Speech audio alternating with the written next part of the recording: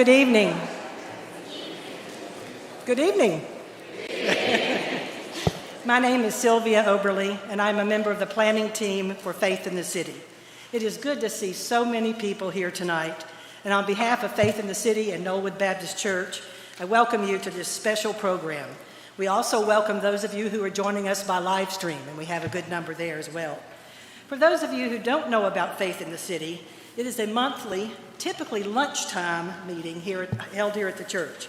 It was started in 2018 by Knollwood in the hopes of deepening community conversations about complex issues and finding ways to work together to address injustices. We started that first year with a focus on educational equity, intending initially to branch into other topics in subsequent years. Well, now here we are, starting our 8th year, still focused on education. And that's an indication of the many complex issues involved. Along the way, we have appreciated the opportunity to work with other strong community partners, many of whom are here tonight. These have been opportunities to not only continue and broaden the local conversations, but also working through Equity Forsyth and others to bring to our community national-level speakers on inequities and systemic challenges to providing quality educational outcomes for all children. Our programs run from October through May, typically from 12 to 1 p.m., and are open to the public, and we hope you'll join us and learn more about us tonight afterward.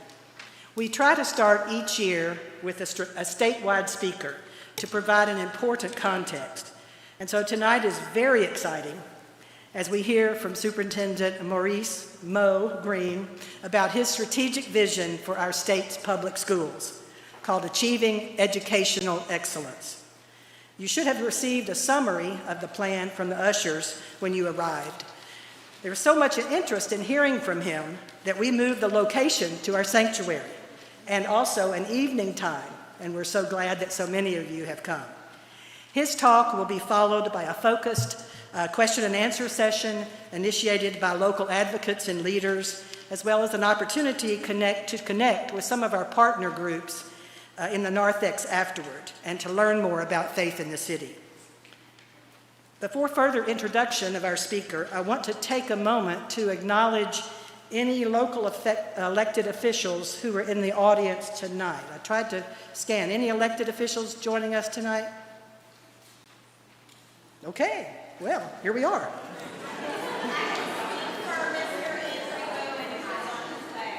I'm sorry? I can speak for Mr. Andrew Bowen, who is parking. Thank you. Thank you. And again, thank you for joining us tonight. At this time, I'd like to turn the microphone over to Joy Vermillion-Heinsohn, Executive Director of the Z. Smith Reynolds Foundation, for a very special introduction.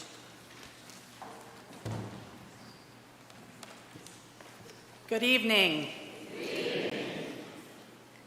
It is my distinct honor this evening to introduce Maurice Green, who, if you've ever met him, will tell you people call me Mo. Mo Green is the son of a special education teacher, the father of 2 public school graduates, and North Carolina's state superintendent of public instruction. A double Dookie, that is.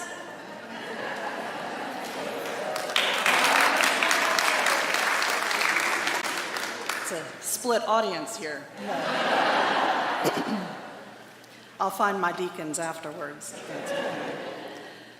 A double Dookie, that is, if you're not in the know, both a Duke undergraduate and a graduate, in this case, of Duke Law School. Green held 2 federal judicial clerkships before entering private practice and becoming a partner with the law firm of Smith, Helms, Mullis, and Moore in Charlotte. Green served as general counsel for Charlotte-Mecklenburg Schools, the 2nd largest school district in North Carolina, starting in 2001. And in 2006, he was named its chief operating officer and later moved into the role of deputy superintendent. In 2008, he became superintendent for Guilford County Schools, the 3rd largest district in North Carolina. And during his more than 7 years of leadership, he was widely recognized for his innovative approach to education and impactful reforms. After leaving GCS, Green served as my predecessor, as the executive director of the Z. Smith Reynolds Foundation, a statewide foundation whose mission is to improve the quality of life for the people of North Carolina. He led the foundation, which supports various causes, including public education, from 2016 until 2023. And then last year, Green was elected as North Carolina's State Superintendent of Public Instruction. In that role, he administers a $17 billion budget and oversees the state's 115 school districts, including the more than 90 school-based health centers. The State Superintendent of Public Instruction serves on the North Carolina State Board of Education as Secretary and Chief Administrative Officer and belongs to the North Carolina Council of State.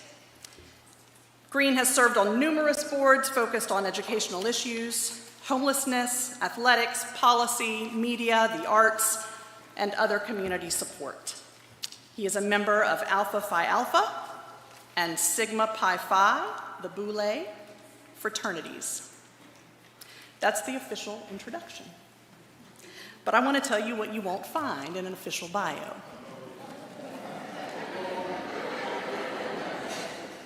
I've known Mo Green for 10 years, and for half of that time I served as his assistant director at the Z. Smith Reynolds Foundation, and he had a cup that he drank out of every day.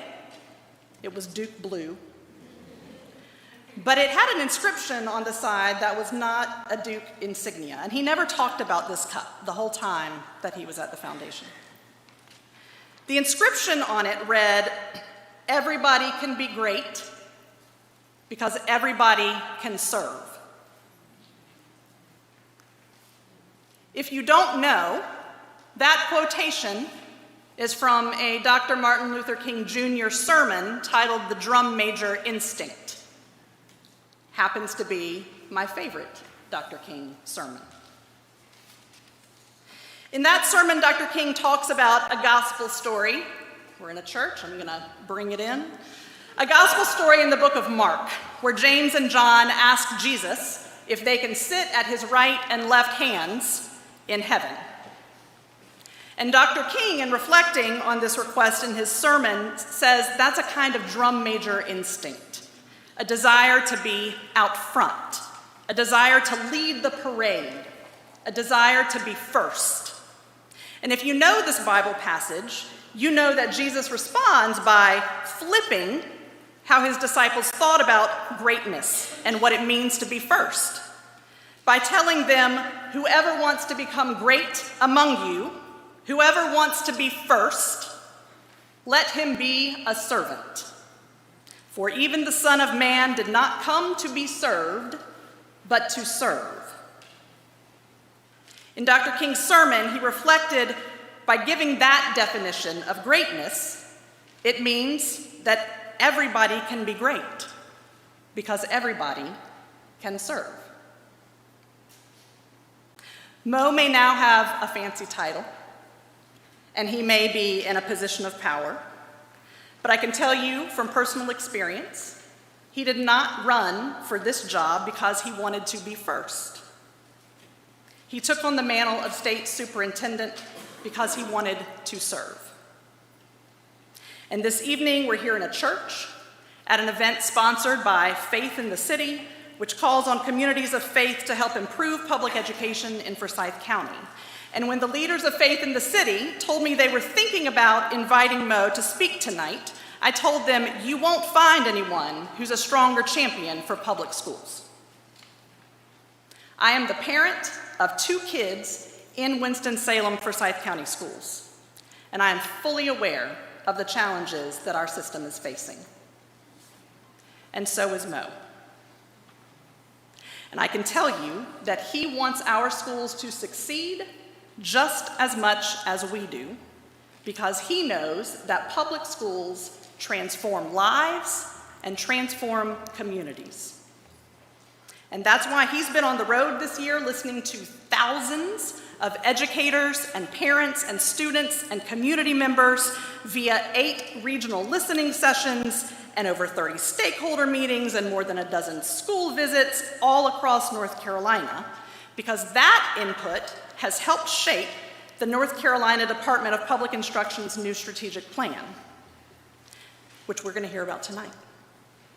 So Mo, we are delighted to hear from you about your vision for how to make North Carolina's public schools the best in the nation by 2030, and how we can partner with you to achieve that vision.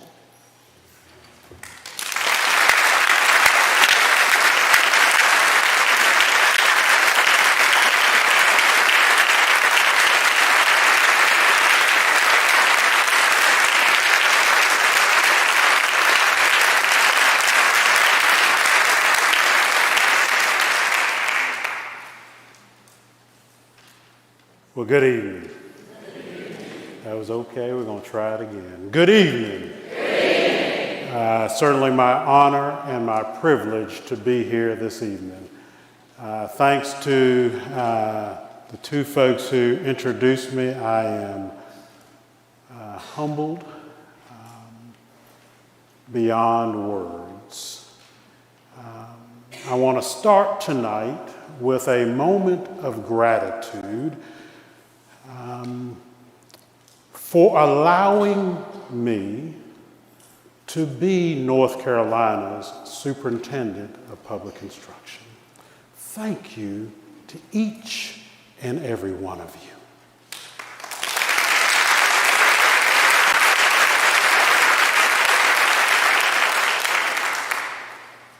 Tonight, I want to do a few things. We're going to talk about the state of public education, certainly here in North Carolina. I want to do some by the numbers, if you will. I want to talk about headwinds. We'll talk about the way forward and then how community can be part of that effort. And then we'll have an opportunity to do some questions and answers as well. That sound good? Let's get to work. So, by the numbers. North Carolina has the wonderful opportunity to educate in our public school system 1.5 million students. That's about 84% of the children who are eligible to attend school, if you will. That number is actually down from a decade ago where it was around 90%, and I'll talk a little bit more about that in just a moment. As I talk about these numbers, I think it's important to put North Carolina in a bit of national context, and so you do have a sheet of paper that has some of those metrics, if you will. I want to explore those because it is then important as we think about the way forward, right? And so let's just talk first of all about graduation rate.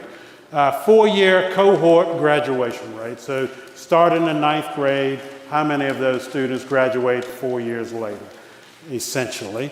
And so you will see for North Carolina, we have a graduation rate of 86.4%. So that is the last time that there were national numbers where we could do comparison to our state.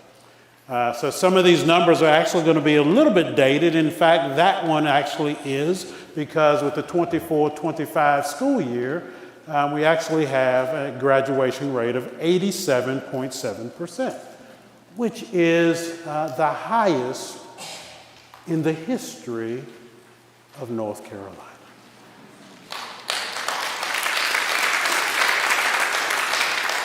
You'll see that the numbers that we have would put us right there in the middle of the states across the country, and West Virginia having the highest rate at 91.2%. So you will look at ACT performance. So this is college readiness exam that students take. We here in North Carolina give this exam to 11th graders primarily. There are about 17 states across the country that the vast majority of students take it. And so we thought this would be a good way of seeing how do we compare to those 17 states. We're basically right there in the middle. We're in 10th place, right? And have a number of 18.5 a score, which is, again, below the top in the nation at 20. You can get a score of 1 to 36 on the ACT. Some of you may have taken the SAT, right? So a comparison sort of exam, if you will. Advanced placement exams. So these are exams that are taken by students in high school primarily, and they have the opportunity, if they score at a certain level, a 3, 4, or 5 on the exams, many colleges and universities across the country will give college credit for those exams. And so we wanted to explore sort of where does North Carolina fit compared to the rest of the nation, and you'll see that for participation, we're at about 15th place, if you will, with DC being the highest participation. Performance, we're at 31st position with about 65.4% of our students scored in a 3, 4, or 5. The top being Montana at 74%. Career and technical education. Another thing that I think is important for us to do is to look and see how our students are doing here. And what was interesting about this set of numbers, as Joy mentioned, I went across the state doing a lot of listening and learning, right? And almost every place I went, folks would say, we gotta have more students who are doing career and technical education courses. And depending on how gray your hair is or less hair like myself, folks would call them vocational education courses, right? We gotta have more students doing that. And so I went back to the team and was like, we gotta have more. Well, Mo, why don't we look at the numbers? My team said back to me, as it turns out, with regards to participation, North Carolina is in second place in the entire country with regards to the number of students who are taking career and technical education courses. There isn't at the moment sort of a national number that we zeroed in on, so we did look at for performance, so we did look at the number of students who are earning industry level credentials, if you will, and hundreds of thousands of industry credentials being earned by our students. Remarkable numbers. Now, we're not going to be satisfied with that, as I'll speak to you in just a moment, but you'll see doing, as it turns out, quite well. The National Assessment of Educational Progress is another set of numbers and metrics that we thought was important to look at. So this is, for those who don't know, called also the Nation's Report Card. So these are exams that are given to cohorts of students in our state and in every state across the country, in 4th grade and in 8th grade, in reading and in mathematics. Short version of what I'll just share is, for North Carolina, we are essentially with the pack, if you will, in 4th grade reading, 4th grade math, 8th grade reading. We're slightly above the pack, if you will, in 8th grade mathematics, but there's absolute room to grow in all of these particular measures. There are other measures that we have included that I'll speak to in just a moment, things like dual enrollment, where these are the number of students who are enrolled in high school courses and in college courses as well.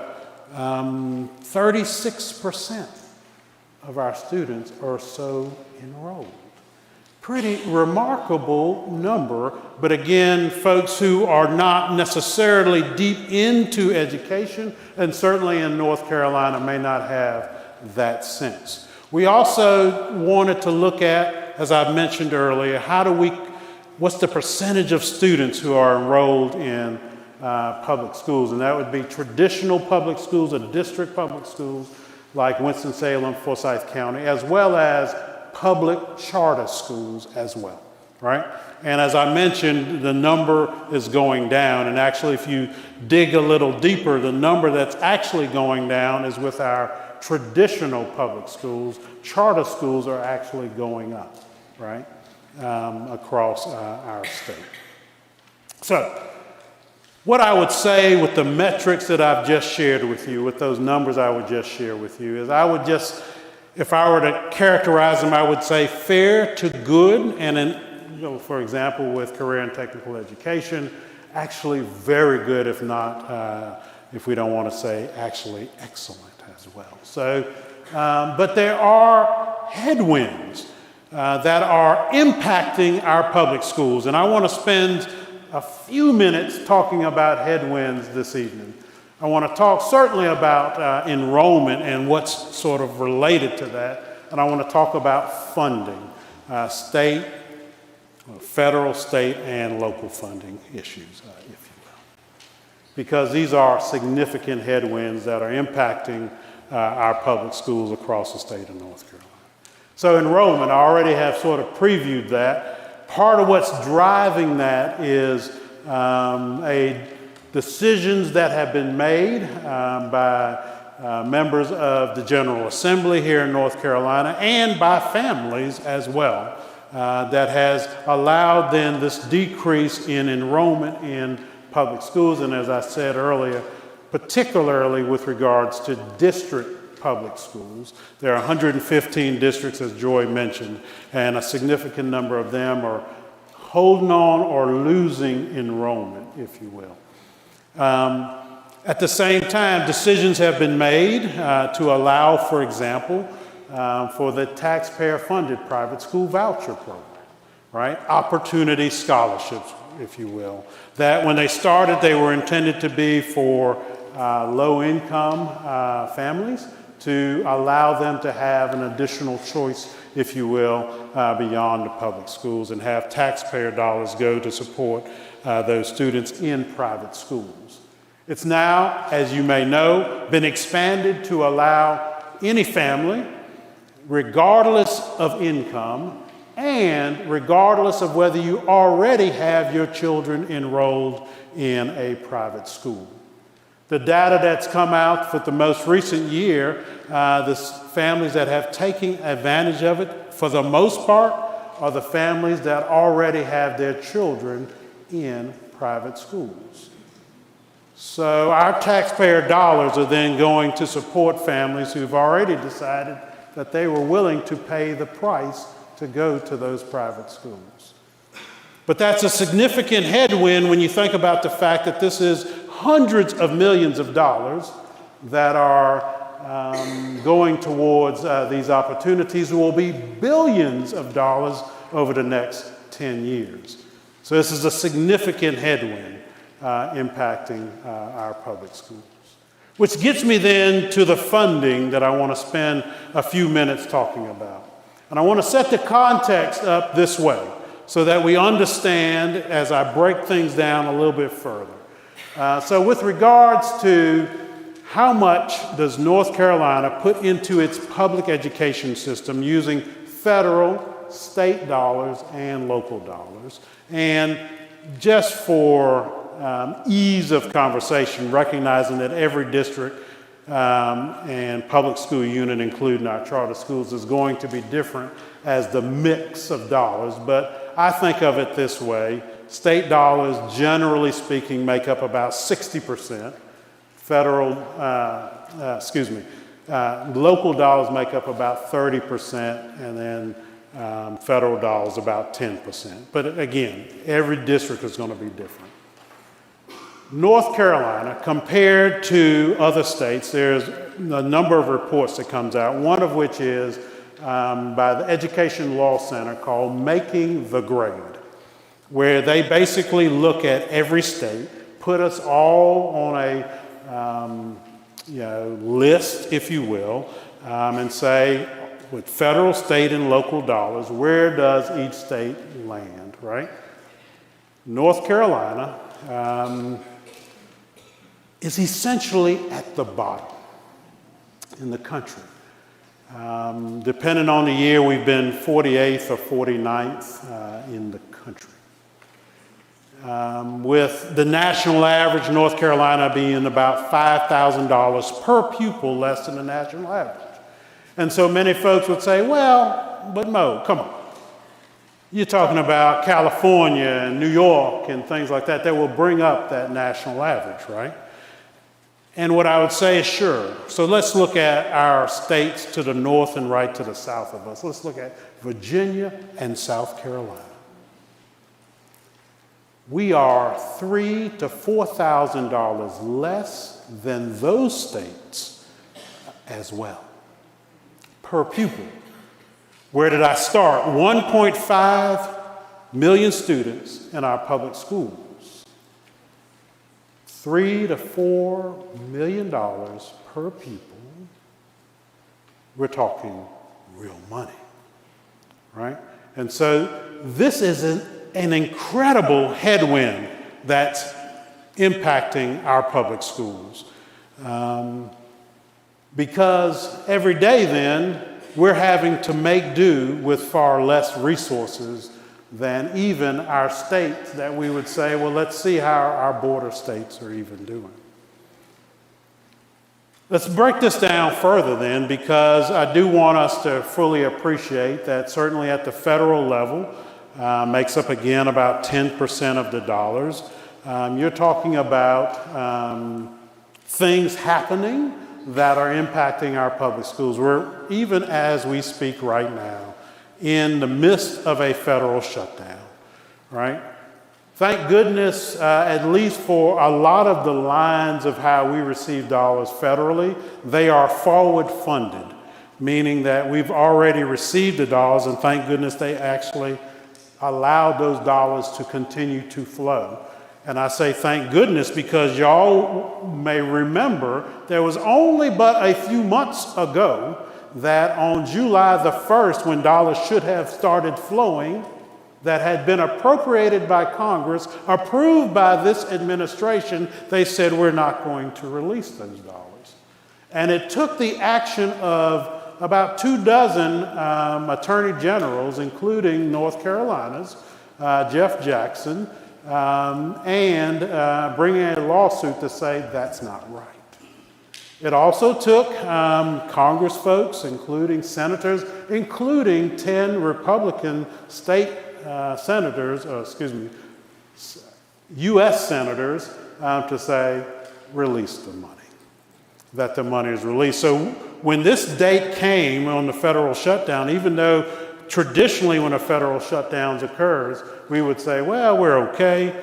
I can tell you all of us were like, well, we hope that the money continues. And so it has, for the most part. There certainly have been some lines that we're deeply concerned about. Child nutrition probably at the top of the list because that money is done a different sort of way without getting deep into it, but we're now beginning to become a bit concerned about whether these dollars will show up in our schools. And you think about across North Carolina, you know, the hundreds of thousands of students that receive meals that are funded by these federal dollars. This is a deep, deep concern. So that's at the federal level. Certainly at the state level, here we sit in October with no comprehensive budget for North Carolina. And so we are continuing with a budget that essentially was in place and we're just sort of following it. But you're talking about no significant raises then for teachers and educators. The resources to support our students even as we're having to address their various needs across the state of North Carolina. And then locally, certainly y'all are all aware. And so I don't have to go deep into detail about the significant situation that faces our local schools here. Suffice it to say that certainly from my vantage point, this is a troubling situation. I am so grateful to educators across this community who have continued to do what we really need for you to do, which is to continue to educate our young folks, right?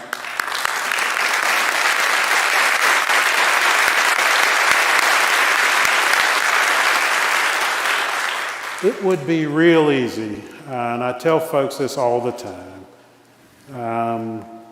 to tell our fourth graders, well, just stay in the fourth grade until we as adults get this right.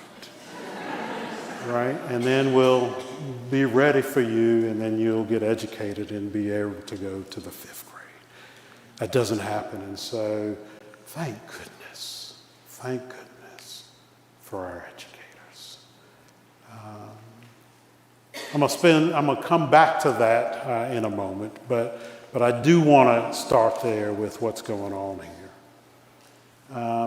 We can go back and forth. We can point fingers all sorts of different places, right? Yeah. And I imagine all of you at some point have done so, right? And yet, here we still sit. And what I would say is, thank goodness for the folks who are making challenging decisions to move this district forward. Thank you to all of the community members who have said, yeah, I want to point fingers, but I also recognize that it is vitally important that we have an excellent public school system. So what can I do to help move our school system forward here in Winston-Salem, Forsyth County? Thank you for doing that. The road will not be easy. It will be challenging, I know. But stay the course. Stay the course. Because it will be of a benefit to young folk and generations to come. So stay the course. So, headwinds, absolutely. The way forward. It would be terribly easy for us to sit here and moan and groan. Woe is me. And to point fingers and say, well, the General Assembly isn't giving us the resources, and aren't they constitutionally required to do so? And to point fingers to the federal government and to point fingers here locally and complain.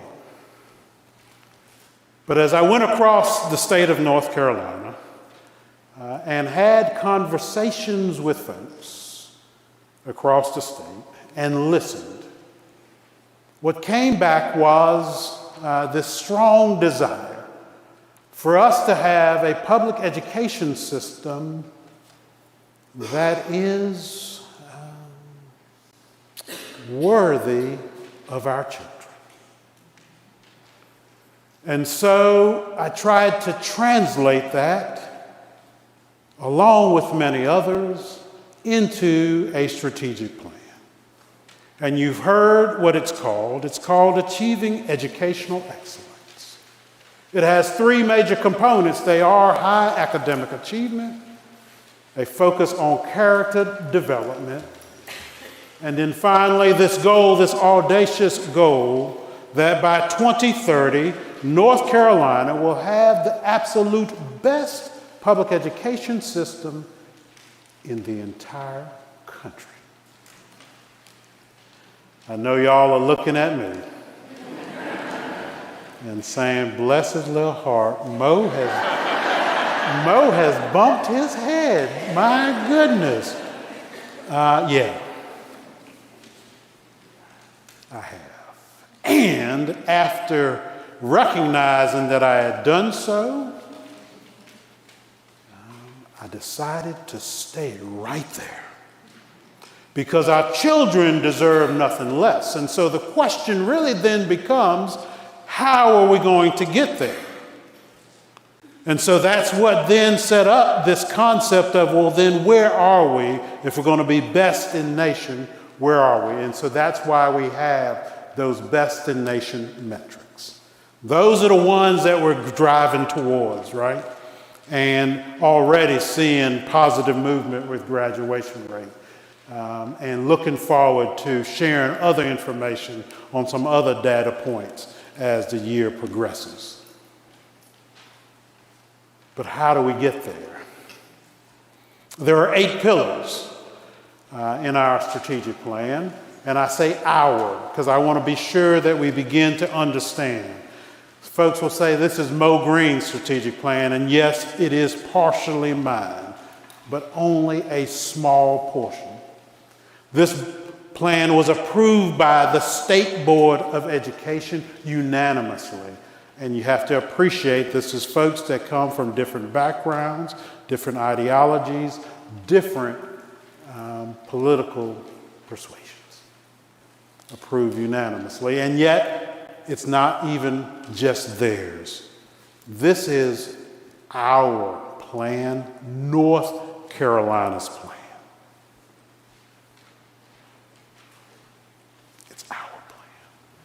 If we are going to get to the place that we have the best educational system in the entire country, we must all do the work. There are 8 pillars, as I mentioned. I'm not going to go through all 8, other than to just recognize that they cover a number of different things, from preparing each and every student for whatever's next, to revering public educators, public school educators, to being champions of public education and celebrating the excellence, to things like transformative change, to involving parents and community in this work, to working on operations, a number of different things. There are underneath each pillar, and I'll go through a few just to give you a sense of what I'm talking about. There are measures, and then there are actions. There are a total of 110 actions in this plan. Thank goodness they don't all launch this year. Right? It's over 4.5 years that these actions will launch. And you will see in the plan that there are actually launch dates. The dates that those things become public, and so there will be work that happens behind the scenes. But it's an accountability measure. There will be a dashboard on our website where you'll be able to see red, green, yellow, exactly where we are. What have we done as a state to get every one of those actions to green? Where are we with regards to those best in nation metrics? Let me drive in just on a few of these so you get a sense. Preparing each and every student for whatever is next in their life, right? So, a number of the actions we've already launched. One, for example, is something called North Carolina College Connect. That started last year, but we put it really out there this year. Where students who have a 2.8 grade point average as a senior, as long as they finish their journey to graduation, will have the opportunity to be admitted to 34 colleges and universities across the state of North Carolina, both public and private. This is a remarkable thing to tell young folks and their families. You have done the work. Right? What I also want to lift up is the following. The only students who get this opportunity are in our public schools. They're in our public schools. The colleges and universities have said essentially, we trust you public schools for the grades that you have given to your students and your students have earned. What has been the rhetoric across the state and the nation about grade inflation? Well, You see, you start to call questions on things that are out there, right? This is an example of that.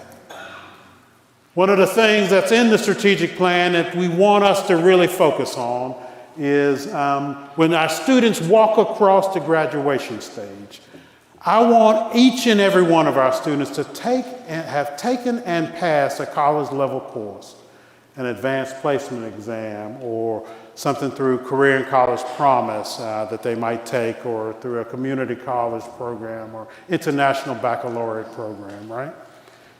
And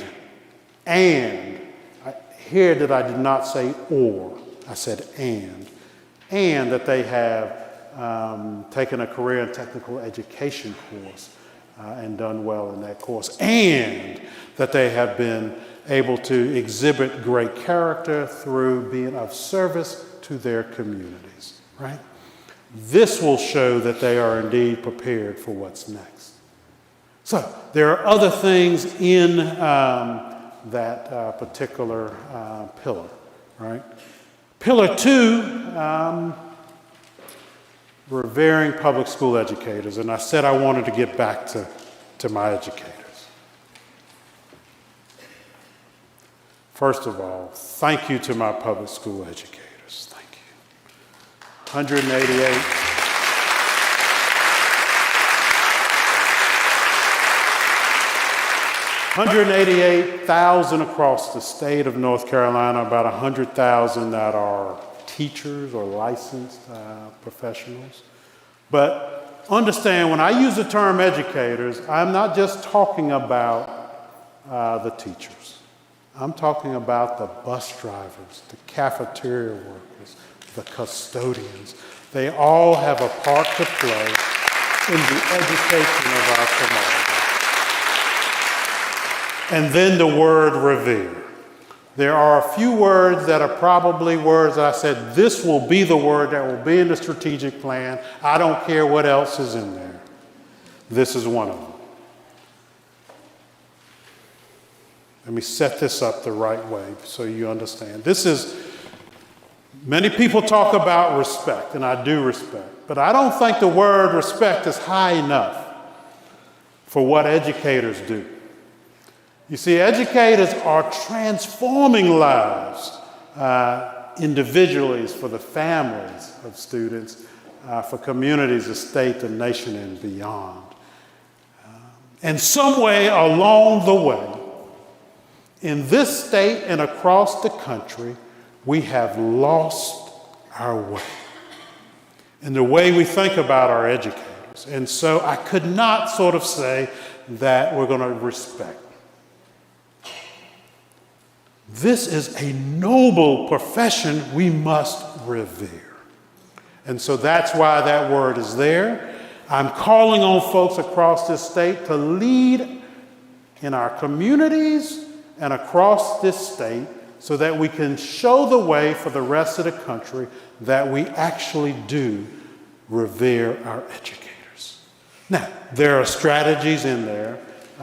Certainly we have to compensate our educators more. That's going to call on all of us, calling on folks like our General Assembly to get themselves together around this issue. We're going.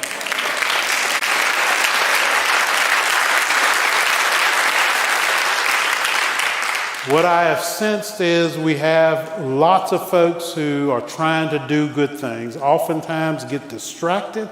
I need us, and we're going to focus them in on, let's get this one thing right. Because if we get this right, so much else will take care of itself, right? So there are other strategies and things like trying to figure out how to give more time to our educators. There's actually some good work being done in some of our schools around this issue. We just have to expand that across the state of North Carolina. The last one I want to lift up is the last two pillars, if you will. And those are around champions of public education, right? So celebrating the excellence in our public education system and then galvanizing champions to invest in and support public education. Fairly unique, I would say, in what are in strategic plans at a statewide level. Right? But this is, I believe, the necessary work we must do here in North Carolina.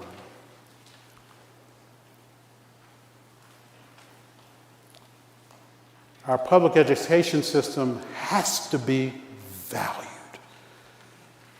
And so I call on folks to be champions of public education. There are strategies in there that will help us reclaim our appreciation for our public education system. It will require folks to do a number of different things, and in fact, as part of what we'll do with each of the actions, including ones in this 7 and 8, is we'll have implementation teams. We'll have folks who will be advocates. We'll have folks who are going to be thought partners. We'll have funders, service providers, folks who are our districts who will be network members, if you will. All sorts of folks will find their lane for us throughout the strategies, throughout the plan, but in particular as I talk about these. Because this, my friends, has got to be part of what we do. If I don't do anything else this evening, as you leave tonight, I need us to be reminded that we are, in fact, champions of public education. Because what has happened is we, again, have lost our way. And I would say that's even true of folks who actually would say, I'm a believer in public education. I'm a supporter. But the rhetoric that has been utilized for decades now has become part of the way that we even talk about our public schools. We start off with something sort of negative. And we got to change that. That doesn't mean for a moment that we don't fully appreciate that we have challenges in our public schools. We absolutely, positively do. But as Joy shared with you, I'm a lawyer. I represented lots of clients in all types of industries, small businesses to Fortune, you name the smallest of numbers. I was a litigator.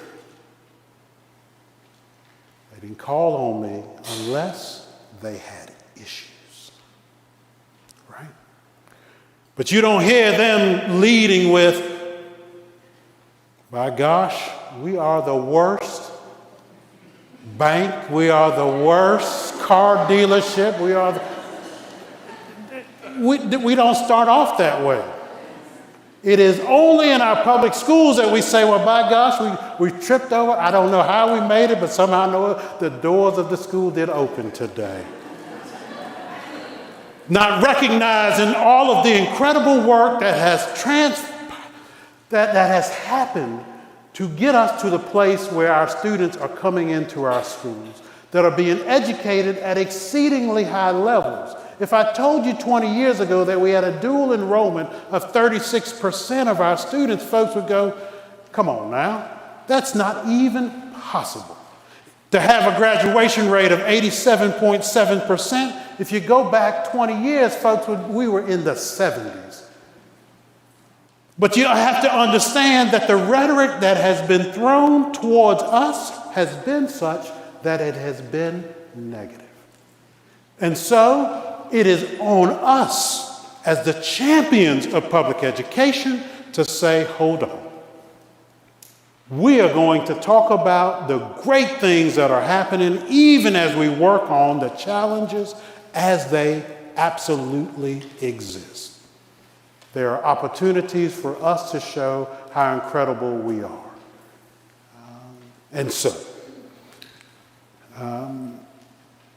I'm going to do something that I've done across the state of North Carolina before we open it up to questions.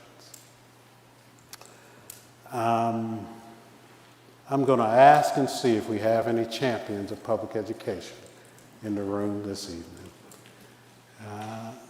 Would y'all let me know whether there are any champions here? Will you do something for me? let me know that there are champions here this evening? How about you stand up for a moment if you're a champion of public education?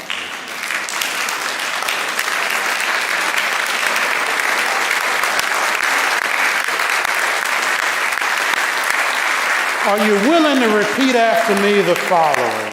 Are you willing to say, I am a champion of public education? Are you willing to do that?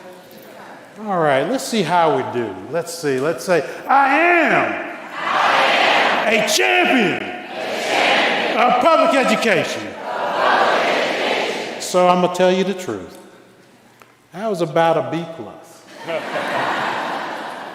That was about a B+. But we want to be the best in the nation. When I talk to my team and remind them of the work that we're producing, I say, is this the work that suggests that we're going to have the best public education system in the country? If it's not, let's do it again. You willing to do it one more time? That way the cars that are rolling out here go, oh my goodness, what's going on at Norwood this evening? You willing to try it one more time? All right, let's try it. Let's say, I am a champion of public education. Very good.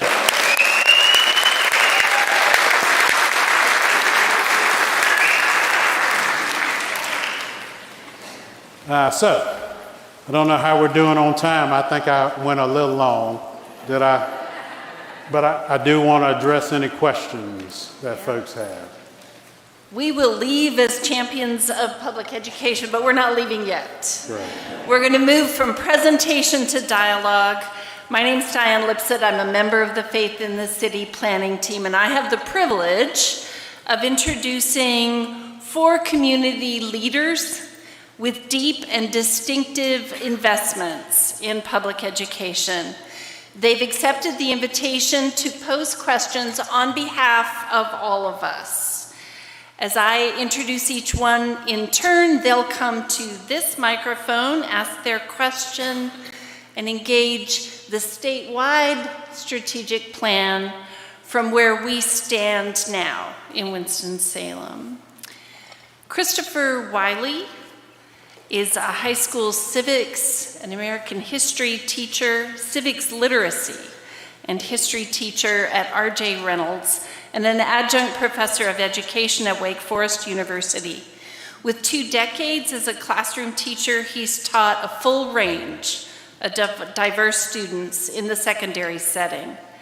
In 2024-25, Chris Wiley was our Winston-Salem Forsyth County Schools Teacher of the Year.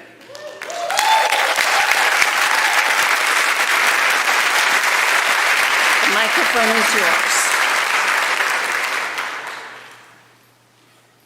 Superintendent Green, evening. The plan for achieving educational excellence is both ambitious and timely, and my school district is at something of a crossroads.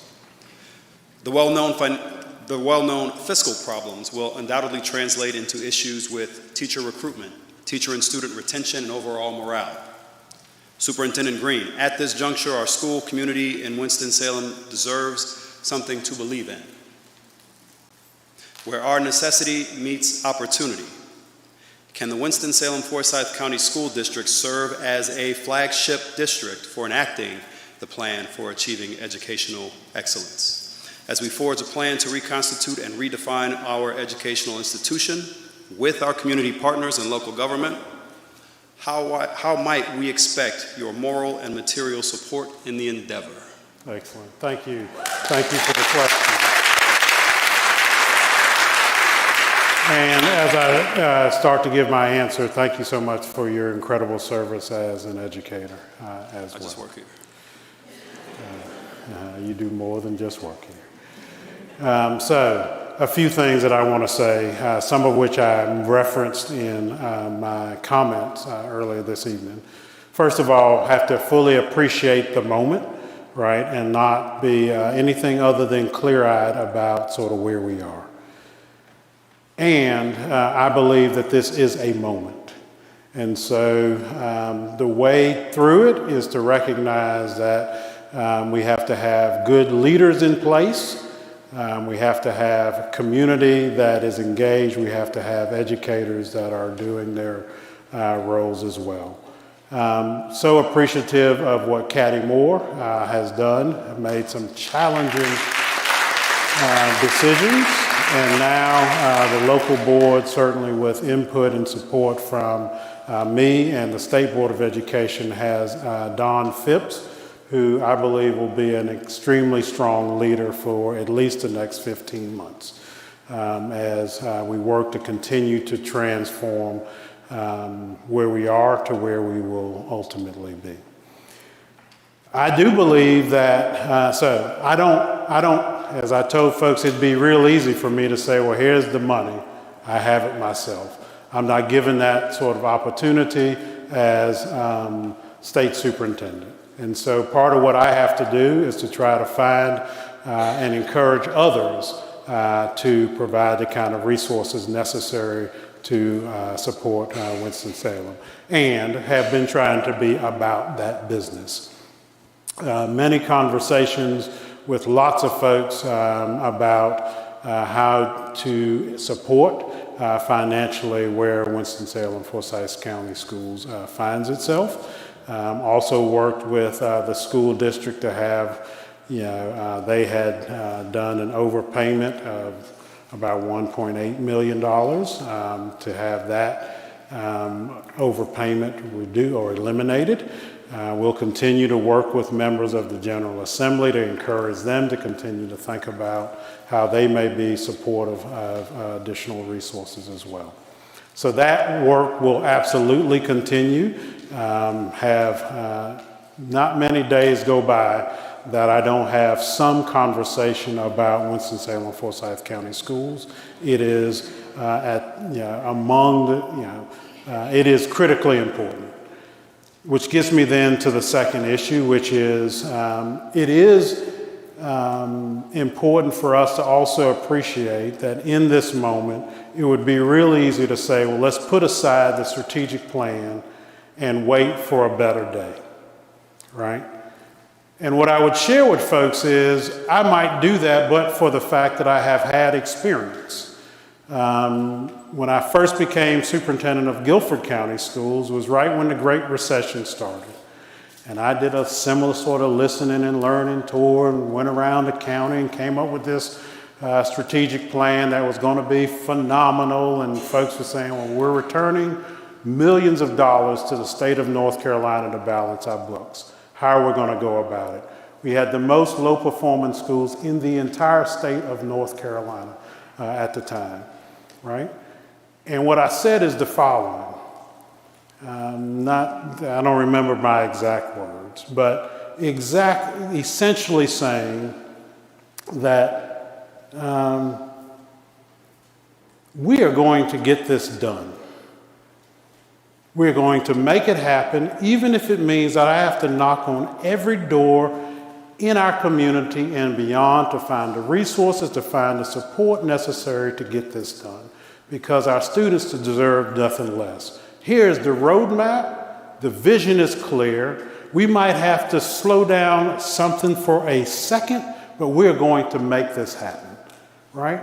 And so it wasn't but a couple of years later, we had 0 low-performing schools under the old accountability metrics in the state of North Carolina, having schools that had 25% of our students performing on grade level up to over 70%, right? Being recognized as a national district of character, being recognized for graduation rates that went and I tell folks, I had little to do with it other than to say the following: stay the course. Believe in the vision. Let's all do our part, and by gosh, it will happen. And so that's what I would say to Winston-Salem at this moment. Sure, it looks bleak, and yet this is the opportunity of a lifetime.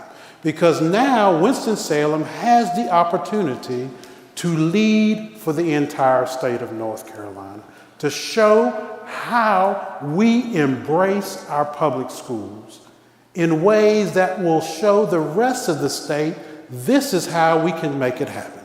Now, all of us have got to do that. All of us. That's what I would say back to you in response to your question. Thank you much for it.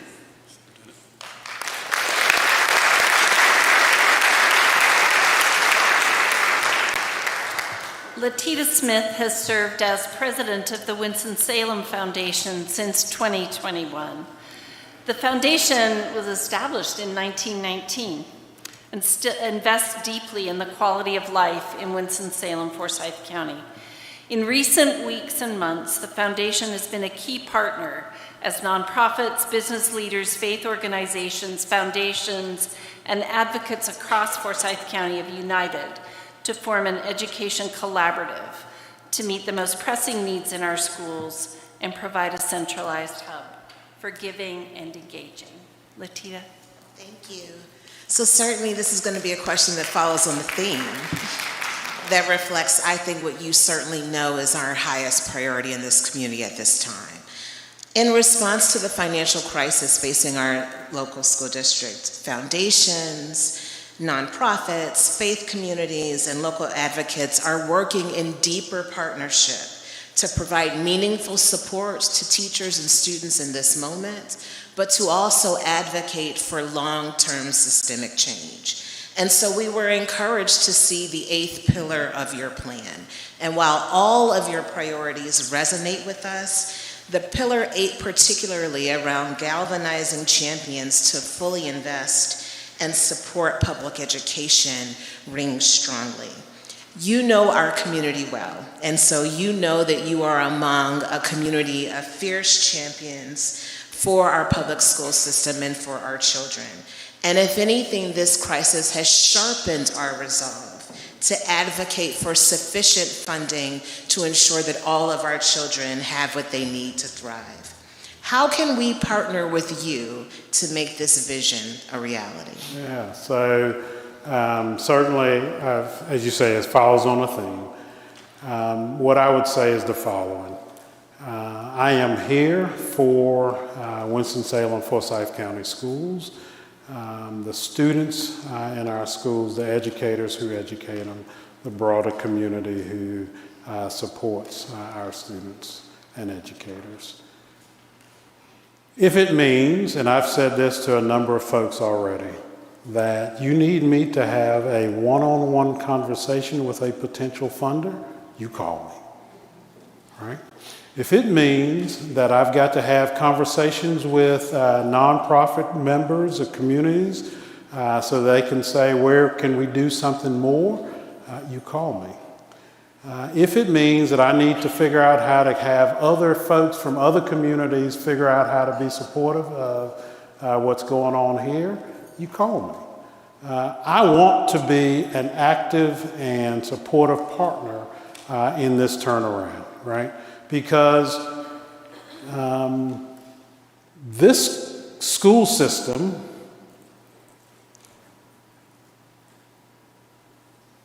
is part of North Carolina's school system. We succeed together, we fail together. We will not fail. We will succeed. And so, what do then I do to make that happen? And if you find that, one thing that you'll learn about me is the following. I listen, and I listen. And I am committed for as long as I'm given the opportunity to serve our public schools, to do whatever I can. This has been, this opportunity that I currently have has been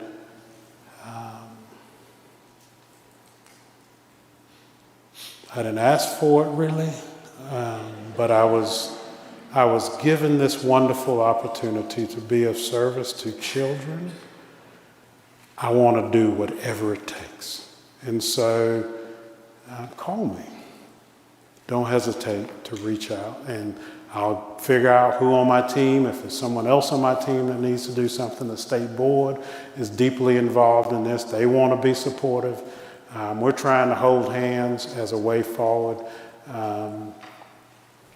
So that's the best I can say.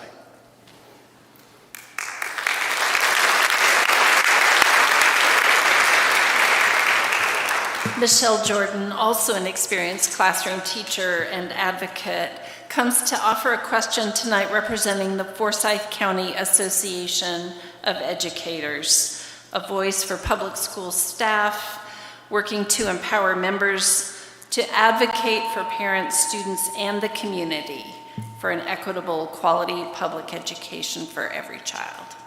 Thank you. Good to see you again. Good to see you. So Superintendent Green, North Carolina law may prohibit collective bargaining, but it doesn't prohibit collaboration. So as you call for revering public educators under your 8 pillars of excellence, specifically number 2, how would you create a real, not state appointed, but a real structured way for educators through their public union, like NCAE at the state level and FCAE, to have a consistent seat at the table in shaping policies that directly impact our classrooms, our workload, and our students' success? Yeah, so thank you so much for that question. And thank you to NCAE for its incredible support of me through my journey to this position. It's never been lost on me that I tell folks all the time, I'm a lawyer. I'm actually not an educator, right? I was the first non-traditional superintendent for the state of North Carolina, right? And it would be real easy for NCAE to say, well, we want an educator to lead our North Carolina public schools. And on the day that I signed up to run for this office, who was there but NCAE? And so I want to be sure that I provide gratitude, share my gratitude for NCAE. How do you get folks involved? So we are, like I said, with each of the implementation plans, we are actually looking to be sure that there are educators on each of those actions that we will do, right? Which will provide, I think, deeper commitment to and connection to each of the actions. So take, for example, the State Board this month announced that we're going to be launching a State Board of Education task force on school accountability results. So these are the A through F grades that are given to schools, right? And so it'd be real easy to just take folks from Raleigh area, but I've said, and we've said, no, we want to have someone who's actually a teacher in the classroom be on that committee, right? On that task force. That will be replicated throughout the various actions that we do. I also meet monthly with leaders of NCAE. They know how to get me, and they do, right? And I try then to reflect, I'm not going to always agree with NCAE, but I do try to reflect what they have shared with me to be sure that then hopefully they see that I am also a true advocate for educators as well. So connections directly with me, connections through each of the actions of that we'll be rolling out over the course of the next 4.5 years. I think will provide a lot of deep connections between educators and the work that's happening at the state level. Thank you.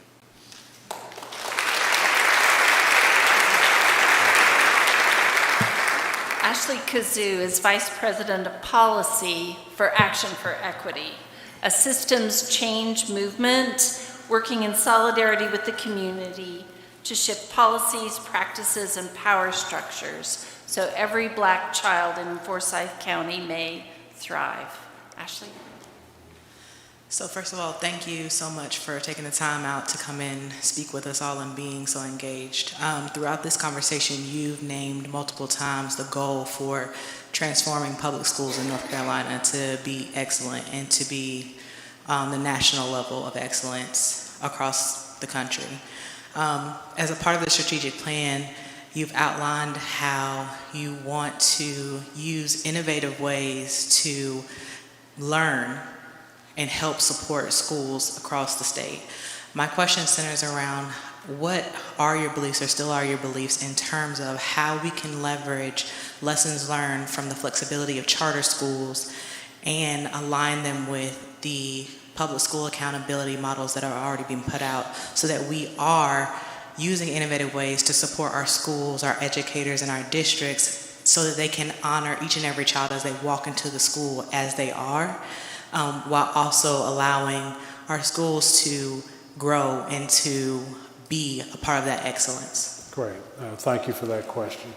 So if you'll look in Pillar 6, there is a strategy around creating an innovative leadership council that is intended to be exactly what in part of what you've just sort of laid out. So for those who don't sort of fully appreciate, here in North Carolina, we have essentially created sort of a dual system where there are our traditional public schools and then our charter schools, right? And almost don't really talk to each other except for when the charter schools say, but where's my money, right? And then you know, because part of the money flows through the districts to the charter schools, right? And so, but outside of that, essentially operating on their own accords. And part of what I've said is, as I went around the state, is why are we doing it this way? These are all our public schools, right? We can, and folks can be of whatever mind they want to be about it, but they are our public schools, all of them, right? And so, as it turns out, there are wonderful lessons that can be learned from our charter schools and our traditional public schools that will actually benefit both and allow all of our students, both in charter and traditional, to gain from it. And so we're going to be creating this Innovation Leadership Council that will have leaders from both sectors, if you will, coming together to do this. And so I know that because of the way we've been set up, this is going to be a journey, right? And so even like when I talked with the superintendents and said, superintendents of traditional public schools, and said, this is what we're going to do, folks were like, well, Mo, I don't know about that. I said, we're going to start slow. I just want you to invite one charter school leader to the superintendent's meetings that we have, and they'll do the same. We're going to start slow. And we're going to build on this in a way that we're going to try to build more trusting relationships so that folks can see we're in this together. Because the other thing that I'll say is this: if we don't get this right, what is going to happen is, I talked earlier about the decreases in enrollment, and I did say charter schools are going up, but what's also happening is we now have a new and significant player in this space, and that is private schools using taxpayer dollars, right? And so we can sit over here and not want to talk to each other, and this is what's going to continue to grow and get more and more of our resources. And so we have to come together. So you will see that that is a clear strategy of what I think we have to do. There are lessons to be learned from both of us, both charters and traditions. I also will say this as I just wrap up. Part of what's also in the innovation is this, because folks will ask, well, what else, what innovate? I said, part of it is we just have to be open to learning and listening to each other. It turns out that many, many good things are already happening, and there are many, many individuals that have amazing ideas that we ought to listen to. And then we'll have networks of schools that will focus on, and we'll work on those as we then sort of expand things statewide. And those networks will include traditionals as well as charters to grow better outcomes for our kids. Some of you got to speak with Superintendent Green before things started as he mixed and mingled, and he said he'll stay around afterwards if you'd like to ask an individual question or speak to him yourself. I would like to thank these four who raised such insightful points and questions.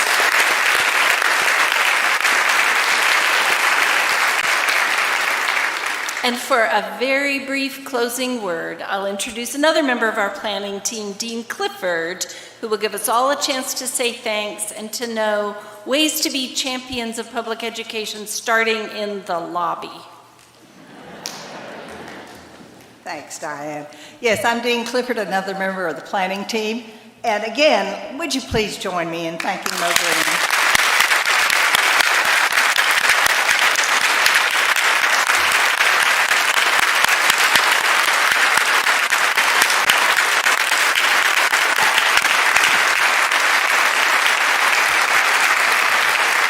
Now, in just a few minutes, Mo Green will be going across to our adjacent building to meet with media representatives, and we will look forward to seeing all kinds of good publicity in the paper or on the screen about what has happened this evening.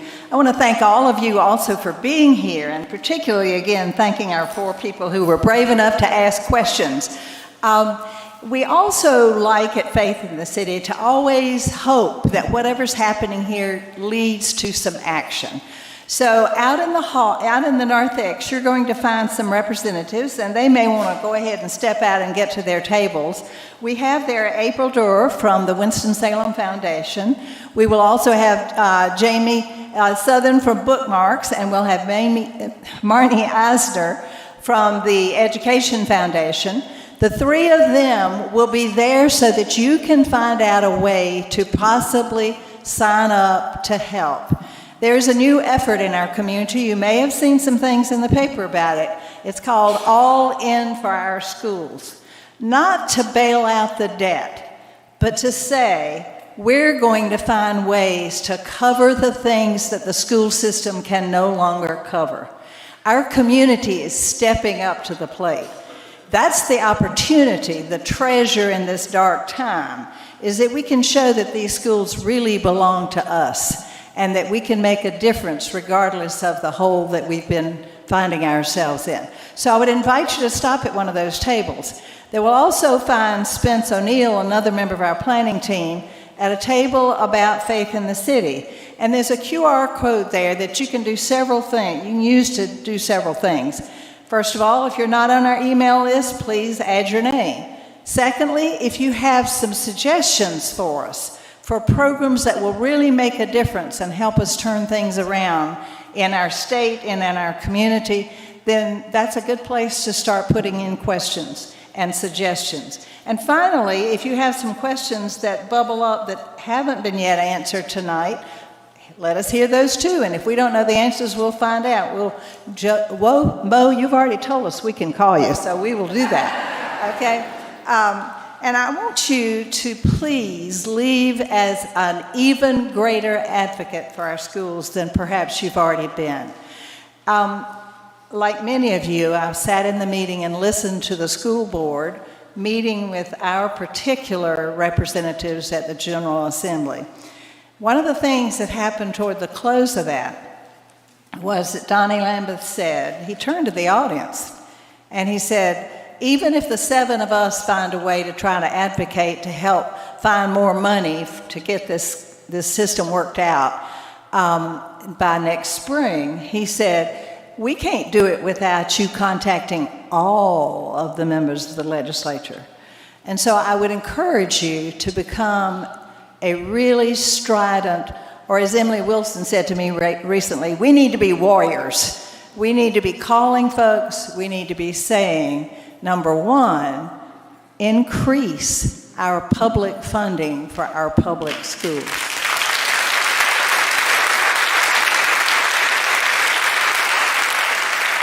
We also need to be saying loudly and clearly, to the extent that you're allowing vouchers to be used in private schools, hold the private schools accountable.